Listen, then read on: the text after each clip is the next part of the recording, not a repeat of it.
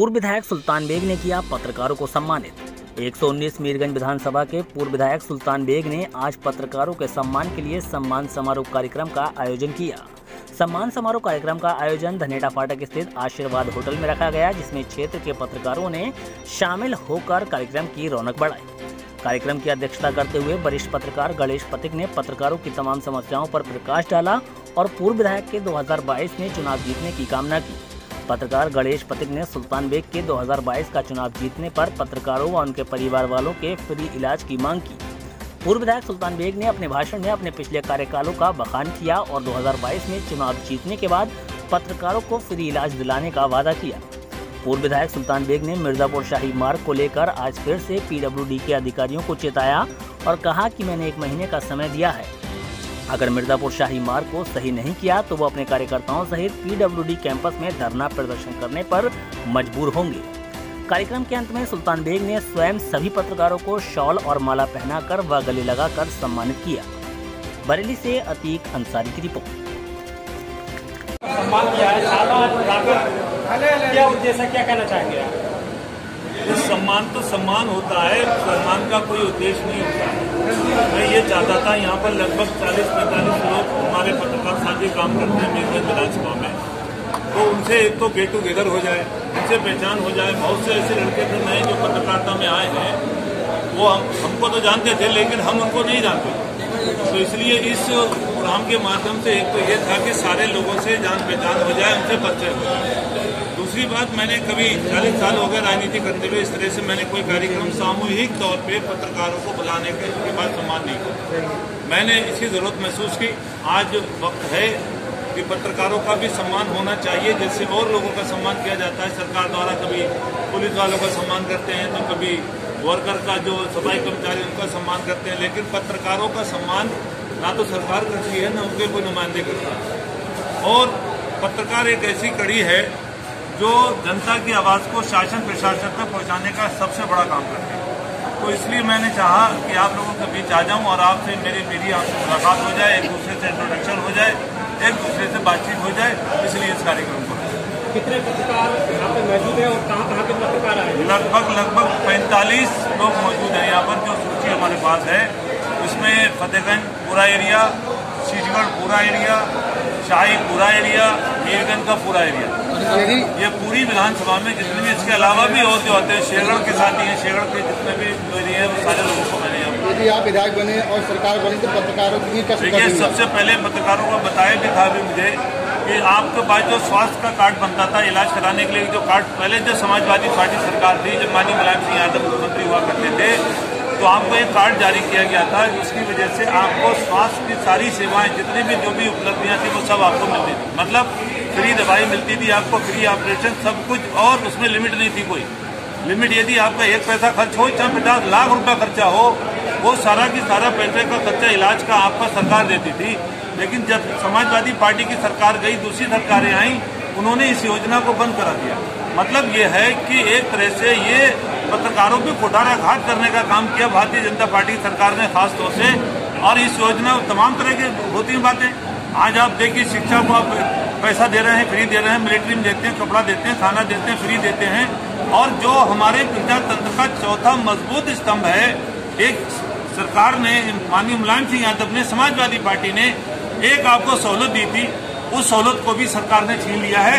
ये ऐसी सरकार है, इसलिए मैं नहीं मानता ये पत्रकारों की हितैषी हो सकती है भारतीय जनता पार्टी। और इसीलिए लगातार अगर कोई पत्रकार भी कहीं अपनी आवाज सरकार के खिलाफ अगर एक बात भी निकाल दी, उसने क्या था, आपने देखा एक स्कूल की सच्चाई दिखा दी पत्रकार ने, उसके खिलाफ मुकदमा लिखा के जेल में डाल दिया। एक सड़क टूटी भी गड्ढे दिखा दिए एक पत्रकार ने, तो उसको मुकदमा लिख के उसको जेल में डाल दिया गया। मैं आपको पूरी तरह से आश्वस्त करना चाहता हूँ, एक तो जो योजना आपको दी गई थी पहले समाजवादी सरकार में, जिस दिन समाजवादी पार्टी की सरकार आएगी, मैं वादा करता हूँ 6 महीने के अंदर अंदर उस योजना को दोबारा से बहाल कराऊंगा और एक एक पत्रकार को वो कार्ड दिलाने का काम करूंगा। इसके अलावा और जानकारी लेना चाहेंगे कि अभी कुछ दिन पहले जो मीरगंज तहसील की जटिल सड़कें हैं, आपने भी उसमें धान लगाए थे मिर्जापुर मार्ग पर, इसके चलते अब भी वहां करते हैं, इस बारे में आपका क्या कहना है? देखिए, मैंने आपको साफ साफ बताया, मैंने उसी दिन भी कहा था, मैं दोबारा दोहराना चाहता हूँ। मैंने पीडब्ल्यूडी विभाग को 1 महीने का समय दिया है। अगर 1 महीने के अंदर अंदर मिर्जापुर शाही रोड की अगर इन्होंने गड्ढे भरने का काम नहीं किया तो मैं अपने कार्यकर्ताओं को साथ लेकर PWD ऑफिस को घेरने का काम करूंगा और जब तक वहीं धरना दे दूंगा और जब तक सड़क के गड्ढे नहीं भरेंगे वहां से उठने का नाम नहीं लूंगा। इसके अलावा और जानकारी लेना चाहेंगे कि आपकी सरकार बनी और आपको जनता ने चुना तो सबसे पहले आपके कौन से ऐसे तहसील में काम जो रहेंगे सबसे पहले कराएंगे आप? सबसे पहला काम एक अधूरा छूट गया है मेरा, और मेरा एक सपना भी है, क्योंकि मैं एग्रीकल्चर से मैंने PG किया है और मैं एक साइंटिस्ट भी हूँ। आपकी जानकारी के लिए बताना चाहता हूँ, मैं खाली एक नेता नहीं हूँ, मैं एग्रीकल्चरिस्ट हूँ। एग्रीकल्चरिस्ट का मतलब एक साइंटिस्ट हूँ, वैज्ञानिक भी हूँ। और मेरे क्षेत्र में पूरे में बरेली जिले में नहीं, बरेली मंडल नहीं, मतलब खासतौर से मैं अपने क्षेत्र में एक कृषि विश्वविद्यालय की स्थापना कराना चाहता हूँ, क्योंकि यहाँ की जरूरत है। और जो आज हमारा पूरा देश कृषि पर आधारित है एक तरह से।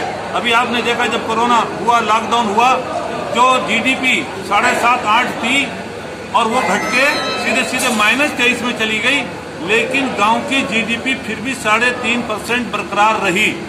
मतलब ये है, लेकिन अगर इसको नई तकनीकी अगर मालूम हो जाए, नए नए बीज इनको उपलब्ध करा दिए जाएं, इनको नए खाद डालने के तरीके अपना दिए जाएं, इनको खेती करने का तरीका और अच्छी तरीके से बता दिया जाए तो पैदावार और अच्छी हो सकती है और देश की GDP, देश के विकास में अच्छा योगदान किसान दे सकते हैं। इसलिए मैं चाहता हूं यहाँ पर एक कृषि विश्वविद्यालय की स्थापना हो, मेरा ये सपना है। अच्छा सर, जैसे आपने अभी किसानों के हित की बात की, तो जो दिल्ली में पंजाब के किसान या पूरे देश के किसान जो आंदोलन दे रहे हैं, इसमें आप क्या कहना चाहेंगे सर? देखिए, बहुत साफ बात है, जहाँ तक दिल्ली बॉर्डर हो, चाहे वो चारों तरफ से पूरे रास्ते किसानों ने 9 महीने से ज्यादा हो गए जो आज बॉर्डर पे बैठे हैं, क्योंकि इस गूंगी बेरी सरकार ने, इस हिटलरशाही सरकार ने, तानाशाही सरकार ने किसानों के ऊपर एक कुठाराघात करने का काम किया है और 3 कृषि बिल लाकर वो किसानों की जमीनों को हड़पना चाहते हैं। और मैं वो नहीं चाहते, मैं आपको बताऊं, फिर बता रहा हूं मैं आपको, क्योंकि अगर ये भारतीय जनता पार्टी की सरकार होती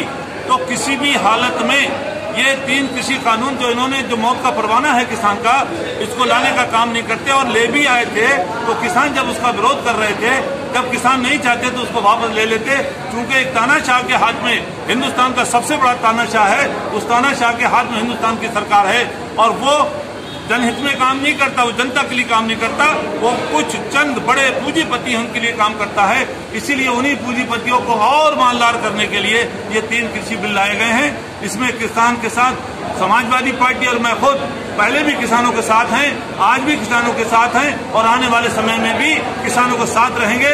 और जब तक कृषि बिल ये वापस नहीं होंगे, हम लोग किसानों का साथ देते रहेंगे। इसके अलावा आखिरी सवाल, क्षेत्र की जनता के लिए क्या मैसेज देना चाहेंगे आप?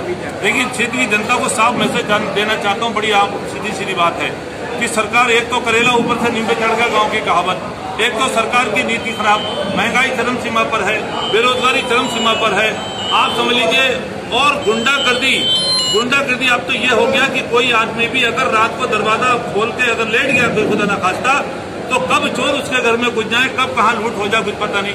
अभी आपको बता दूं, यहाँ जहाँ बैठे हैं बराबर में एक गुप्ता जी हैं, 8-9 लाख रुपए की लूट हो गई, नकदी चली गई, जेवरात चले गए और यहाँ की पुलिस उल्टा उसको ही फंसाने का काम कर रही है।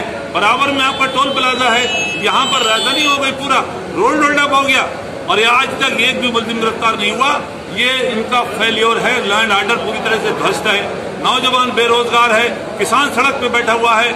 आप मुझे बताइए, बुद्धिजीवी हाथ पे हाथ रख के बैठे हैं, कोई काम नहीं कर रहे हैं। और इसलिए कि सरकार की नीति और नीयत दोनों खराब हैं, जो देश हित में नहीं है, देश को बर्बाद करके छोड़ेंगे। इसलिए हम लोग चाहते हैं, अपने क्षेत्र के लोगों से कहना चाहता हूं, इस गूंगी बेरी सरकार को हर हालत में उखाड़ के फेंकें और आने वाले 2022 के चुनाव एक वोट साइकिल में डालने का काम करें और उत्तर प्रदेश का मुख्यमंत्री माननीय अखिलेश यादव जी को बनाने का काम करें।